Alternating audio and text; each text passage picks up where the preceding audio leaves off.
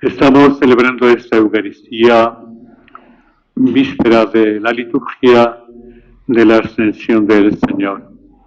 Además, es sábado, día dedicado en toda la religiosidad popular a la Virgen. Y como vamos caminando a lo largo de la Pascua, ¿de la mano de quién? Del Espíritu Santo. No de la mano de Lucas, ni de Pablo, ni de Apolo. Vamos caminando a la luz del Espíritu. Es el libro de los hechos del Espíritu que va iluminando seriamente a esta iglesia, a estos apóstoles, discípulos, a estos creyentes. Por eso hoy hemos contemplado en este libro de los hechos de los apóstoles la figura de Pablo. Como Pablo se desplaza, recorre Galacia y Frigia animando a los discípulos.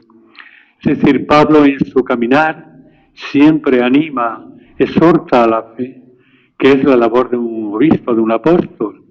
Exhortar a la comunidad del pueblo de Dios a vivir y sentir la fe como algo propio. Y llega a Éfeso, donde un judío llega de Atenas, llamado Apolo, natural de Alejandría, y se presenta también en Éfeso, un hombre amante de la figura de Jesús, converso de Juan el Bautista. En su corazón está toda la fuerza de aquel bautismo de Juan, que era un bautismo de conversión y que era un bautismo de luz. Entonces hay dos hermanos también, Priscila y Aquila, que era un matrimonio, quien le van madurando en los grandes valores de la fe para que él siga explicando con todo tesón y con toda fuerza de convencimiento la gran verdad, que Jesús es el Mesías, ese Mesías que anunciaron en el Antiguo Testamento, en las escrituras pasadas del Antiguo Testamento. Y que ese Mesías se presenta hoy al mundo y nadie se atrevía a rebatirle, porque este hombre Apolo hablaba con una contundencia tremenda para rebatir todo error posible. Precisamente en el siglo III de la era cristiana apareció un apóstol, un sacerdote llamado Arrio, el arrianismo, que negaba que Jesús es el enviado del Padre, es Dios como el Padre, sino decía que es una criatura que Dios había creado. Entonces le ayudaron a descubrir a este hombre todo lo negativo que pudiera tener a la hora de anunciar la gran verdad de Jesús. Él había alimentado su fe, como os dije antes, de la gran lectura de la vida de Juan el Bautista, aquel santo, aquel gran profeta nacido más grande de mujer, y él se había sentido interpelado y converso por la figura de este hombre de Dios, de Juan el Bautista, además pariente de él.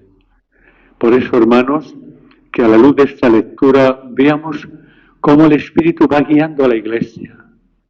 En todos los lugares va caminando con aquellos hombres y mujeres para testimoniar la gran verdad que Cristo, el Hijo de Dios, ha resucitado y vive en medio de nosotros. Es el carisma de la Iglesia. Y creo que esto nos tiene que invocar interiormente una llamada a una fe profunda en Jesús, el Hijo de Dios. A ver en Cristo esa gran verdad del hombre. Cristo es la verdad del hombre y diríamos que el hombre es la verdad de Dios, de Cristo. Porque precisamente Cristo vino para redimir al hombre, para salvar al hombre, y tiene que haber esta simbiosis, Cristo y el hombre y Cristo. Y claro, que esta simbiosis se dará con la fuerza y la luz del Espíritu Santo en nuestro caminar, en nuestra vida. Hoy en esta liturgia del sábado, a la luz de una mujer que es María, pidamos al Señor, por medio de estos apóstoles, entregados totalmente al anuncio del Evangelio, que se dejan seducir, guiados por el Espíritu Santo. Priscila y Aquila se dejan guiar también por el Espíritu y animan a este hombre Apolo para que con toda nitidez y toda luz anuncie a Cristo, al Mesías, que ya estaba anunciado en los profetas en el Antiguo Testamento. Y en segundo lugar, el Evangelio que hemos proclamado, hay unas palabras muy serias. Cuando Cristo dice, yo salí del Padre, vine al mundo para estar con el mundo. Tenemos toda la historia de Jesús, todo su caminar, esas palabras tan bellas. Pasó haciendo el bien y curando a los oprimidos por el diablo, porque Dios estaba con él. Y ahora dirá, dejo el mundo y vuelvo al Padre. No dice, salgo del mundo, sino dejo el mundo y vuelvo al Padre. ¿Por qué motivo? Porque Cristo salió del Padre y vino al mundo. Y cuando llegó un momento, como veremos el día de la ascensión, dejo el mundo y subo al Padre. Y en esta lectura del Evangelio hay una realidad tremenda que tenemos que tratar de aplicarla a nuestra vida. Cuando el Señor les dice a los discípulos, todo lo que pidáis al Padre en mi nombre, os lo dará. Porque me amáis a mí y creéis en mí. Fijaros bien, dos cosas, que es la fe y el amor, las dos virtudes teologales. Tenemos que amar a Cristo, tenemos que creer en Cristo. Si no creemos en Cristo y no amamos a Cristo, nuestra oración queda como fuego baldío. Por eso es importante este gesto del Evangelio de San Juan. Cuando decimos la colecta primera, le pedimos a Dios por Jesucristo nuestro Señor. Realmente, esto es lo que Jesús les dice a los discípulos y nos dice a nosotros. Pero ya os hago esta interrogación. ¿Creemos de verdad en Jesucristo? ¿Cómo yo voy a pedir al Dios Padre por medio de Cristo si a Cristo le tengo marginado? Si a Cristo le utilizo cuando voy a un entierro, una primera comunión, un bautizo y además de una forma esporádica. Cuando pedimos por Cristo, en nombre de Cristo, tiene que haber en nosotros una profundidad de fe y una calidad de amor a Cristo. Tiene que ser Cristo en nuestra vida toda la fuerza para invocar a un Dios de amor que es el Padre. Como yo voy a ir a un sitio, oye, hazme este favor en nombre de tal amigo tuyo. No, tiene que ser mi amigo, que es Cristo el Señor. Mi amor, que es Cristo el Señor. Y esto tenemos que anotarlo seriamente. No podemos decir, voy a rezar esto por Jesucristo nuestro Señor, como una retahíla. No, hermanos. Es algo muy profundo y es algo muy serio que tenemos que hacer en nuestra realidad de hombres y mujeres creyentes. Creer en Jesús, el Mesías, el enviado del Padre, que murió por amor, que resucitó por amor y que subió al cielo. Y sabemos que es un garante para nosotros que está en el cielo. Por ese motivo decimos, por Jesucristo nuestro Señor. Pero con estas realidades, estas dos virtudes teologales, la fe y el amor. Si no creo, y no amo a Cristo. Hombre, sí, yo le amo, sí, así, a la torera. No, no. Hay que amar profundamente a Cristo. Hay que amarle profundamente. Porque la gente cree que amar a Cristo es ponerse una mantilla a la española, salir en una procesión, llevar un velón, una procesión de Semana Santa o del pueblo, cuando hemos ido a misa, que es la fiesta del pueblo, y está, hermanos, eso tiene que ser fe interior, tenemos que sentirlo. Tenemos que sentirlo. ¿Por qué? Porque un santo es toda una referencia a imitar de fe y de amor. Y si de verdad le decimos al Señor, te pido por medio del Padre Pío que me ayude. Si yo no estoy convencido de la figura del Padre Pío y le hago historia de amor en mi vida personal, no puedo invocar a Dios por medio de este buen Señor. No puedo. Y creo que esta es la realidad, que tenemos que calar hondamente. Y para vivir más en concordia con este lugar, cuando ustedes van a Los Pinos o cuando van ustedes a un lugar de aparición, a Lourdes, a Fátima, voy a rezar a la Virgen. Señor, te pido por medio de la Virgen. ¿Tú amas a la Virgen? ¿Tú crees en ella? ¿O es para ti la Virgen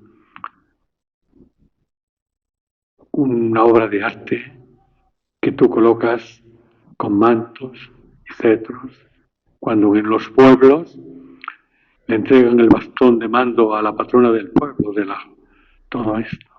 ¿Y la vida de aquel pueblo es creyente? ¿Y aquellos políticos son creyentes? De verdad que estamos haciendo de la fe como un pequeño teatrillo, cuando la fe es tan profunda, tan interior. La Virgen, cuando subimos, cuando rezamos, ¿qué dirá de nosotros?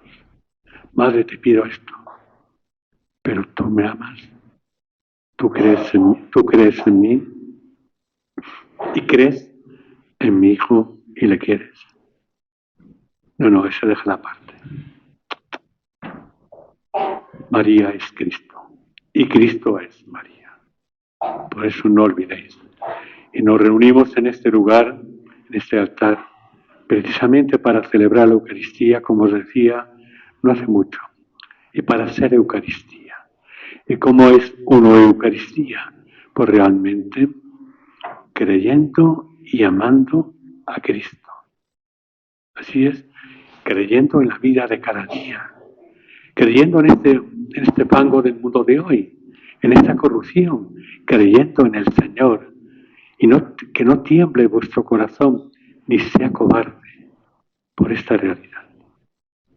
Y amando a aquellos hermanos que comparten con nosotros, no el fango del pecado, si hay que orar por ellos, sino el quehacer cotidiano de la vida.